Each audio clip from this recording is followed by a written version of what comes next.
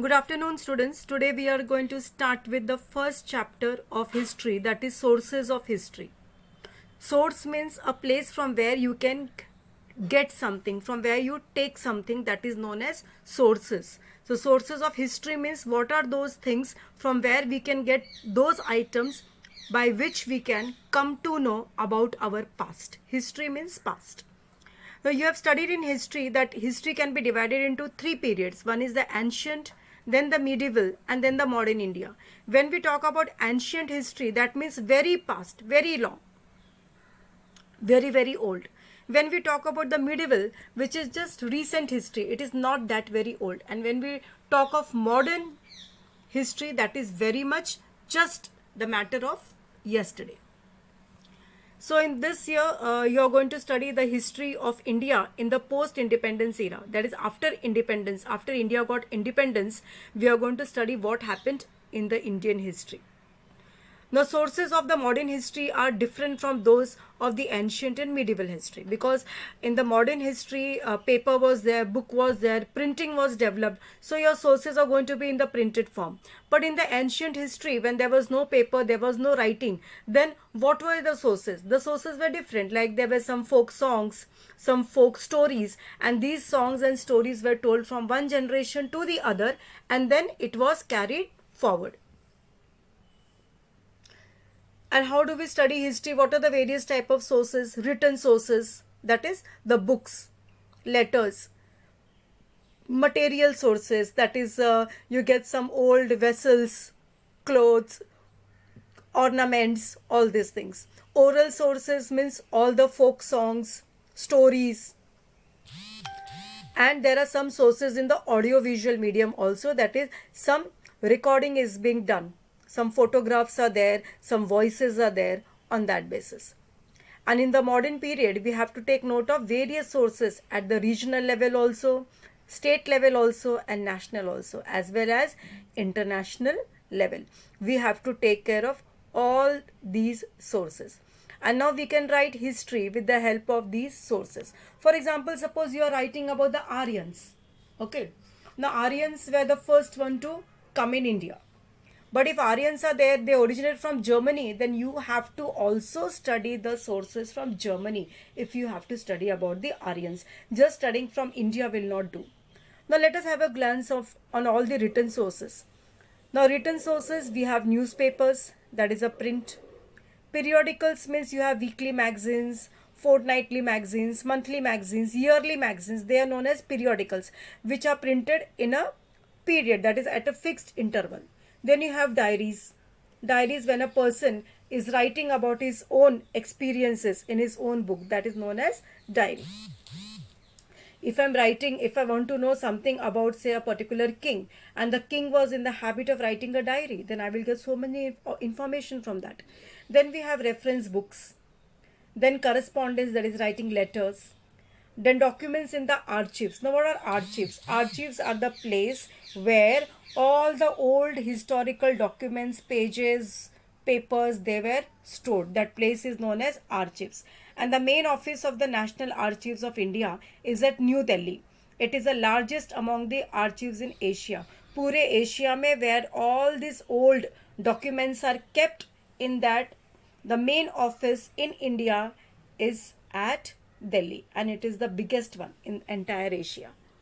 So after the documents, the old papers, what are kept, then the government gazettes, that is the seals, the rubber stamps hote hai. Now we put on the paper. So during that time, when from one kingdom to the other kingdom, or from one country to the other country, when somebody used to go, some materials used to be sent, shipping was done, during that time they used to put that seal, that stamp. They are known as government gazettes. And then postage stamp, the postal letters and all, those stamps. By seeing on that stamp, we can come to know the year. We can, if so, whose photo is there, we can come to know who was over there during that time. And then encyclopedia. Encyclopedia, everybody know, it is a book containing the particular information about various topics. The newspapers are considered as the fourth pillar of democracy. You know what is democracy? Democracy means it is a form of government where the people elect their government, and the government works for the people. You have learned the definition of democracy as government by the people, for the people, and of the people. Of the people means it is made by those people. If it is an Indian government, then one who is coming in the government has to be Indian. And for the people means the government should work for the Indian people only. And by the people means the government is made by giving the election rights to the people of their own country. Who is not an Indian citizen, they cannot vote.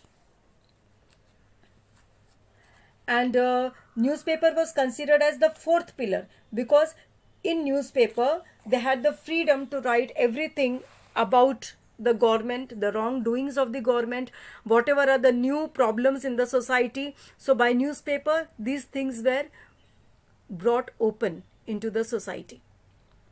And if we consider the period from 1961 to 2000, we will see that in the beginning, there was no other alternative to print media. Only newspapers were there. First, printing was done only of newspaper. But with the more and more freedom given to the print, and after internet coming in India, we now have a different alternative also for the print media. Okay? That is, you can get your news from the net also. Now newspapers. Now through newspapers we get information, okay, about the national, international affairs, kya chal raha hai in our country, in the other country, politics, what is going on, art, sports, literature. You see, take a newspaper, you have got every kind of news in that. You have news about sports, you have news about movies, literature, social, cultural affairs, everything. It is not that newspaper is only about politics. You get everything in that. A newspaper contain matters related to human life. Most national newspapers have started their regional editions also, like in the regional languages, not only in English and Hindi, but in say Marathi, Malayalam, Telugu, everything. So they publish supplements that give information about various topics. Now supplements are also there, like suppose there's a paper, Times. Now only for the news related to Vasai and Virar, they will have a Vasai Virar supplement. So we will be more interested in that, because that is the news related to our area, the area where we are staying. And newsletters are of various moments. That is, there are dailies, there are weekly. Some newspapers, they are printed daily. Some newspapers are coming only weekly, like Economic Times. It comes weekly. And some are only for politics. They discuss only politics. Then there are annually. Some are whole year, only once they are going to publish. That is known as annual magazine. Like the companies and all, about all their events, their profit, their losses, they discuss annually. So annually they print it. So these are the important among the print media. Now some newspapers, they also produce special supplements towards the end of the year and take an overview of the important events of the year. Now the year is getting over, so highlights of the entire year they will print, and a new supplement they will remove at the end of the year. So this supplements help us to understand all the important events of the year. We cannot sit with all the 365 papers and read and try and understand, but then this will give you an overview of the entire year. Now let us study about the Press Trust of India, that is PTI. PTI, Press Trust of India. Now after 1953, that is post-independence, the Press Trust of India had been an important source of primary details of all important events and of articles on important subjects. So this was a kuch bhi agar whatever you want to know, whatever details you want to know about the events, articles, then you could contact the Press Trust of India. They used to give reports, photographs and articles on financial, scientific issues to newspapers. Now PTI has now started its online service also. And during the 1990s, PTI started using the satellite broadcast technology instead of teleprinters to send news all over the country. Earlier what used to happen, if I had to send any message or any news from one place to another, then I used to use teleprinter. That is, I used to call and speak, and that would get printed on that side. But in the 1990s, with the satellite broadcasting, it became more easier via satellite to send the news from one place to the other. So that is why whatever happens in one place of the country, the other corner of the country also comes to know about it.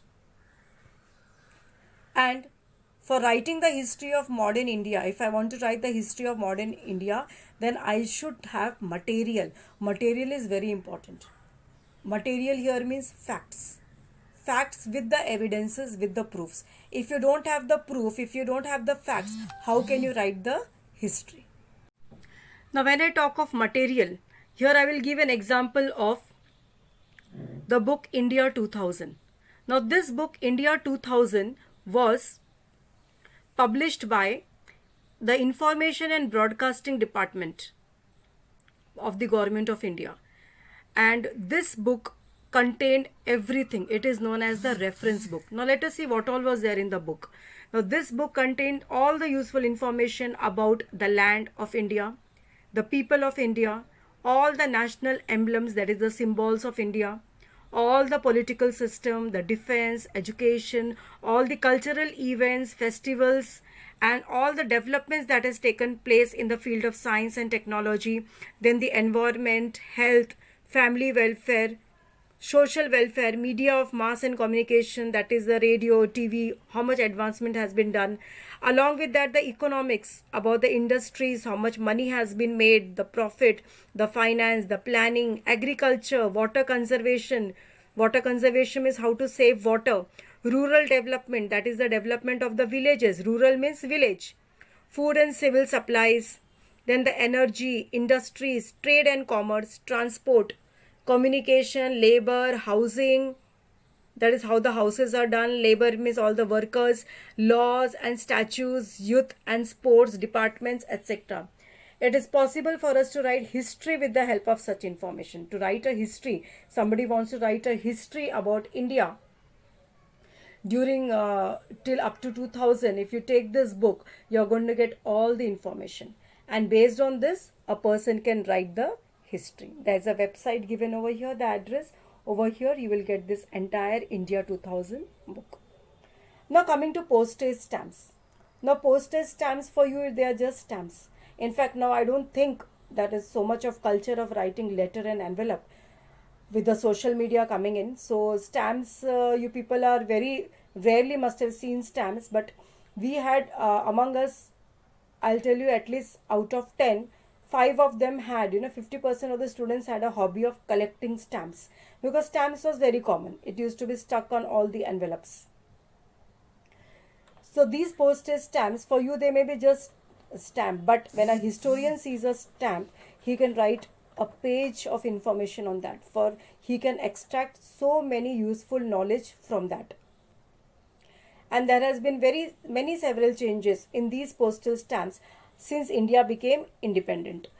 And these postage stamps, they reveal a lot about our changing times, because seeing the photo what is there on the stamp, we can talk about various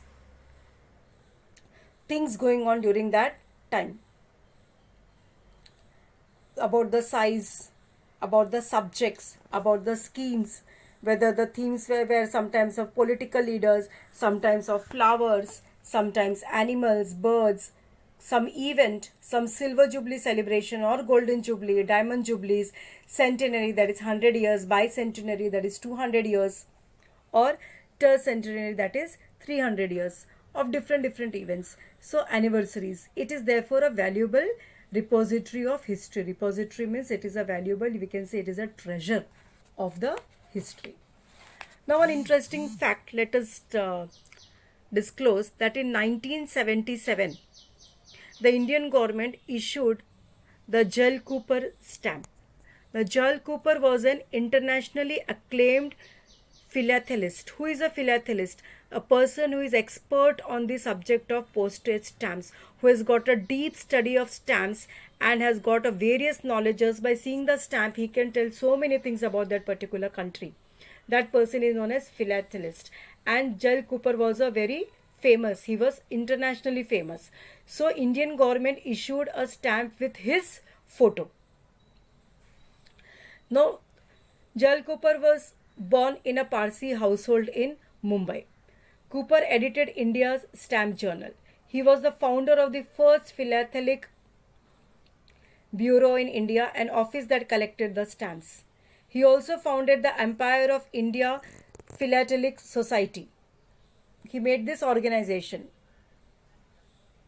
He went on to write many books on this subject. He gave a scientific bent to this hobby. ये उसका hobby था to collect the stamps, but he gave it a scientific direction. He played a pivotal means important. He played a pivotal role in taking the study of Indian postage stamps to the international level. And having started his career as a postage stamp collector, Cooper achieved the expertise of a philatelist at the international level. He became famous internationally.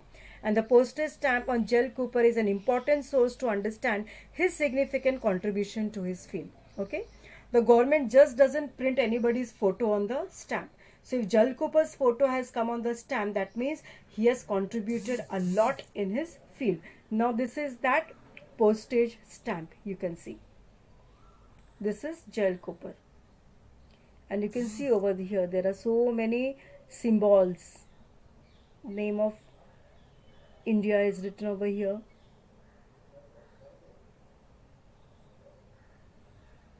Okay. This is Jell Cooper postage stamp.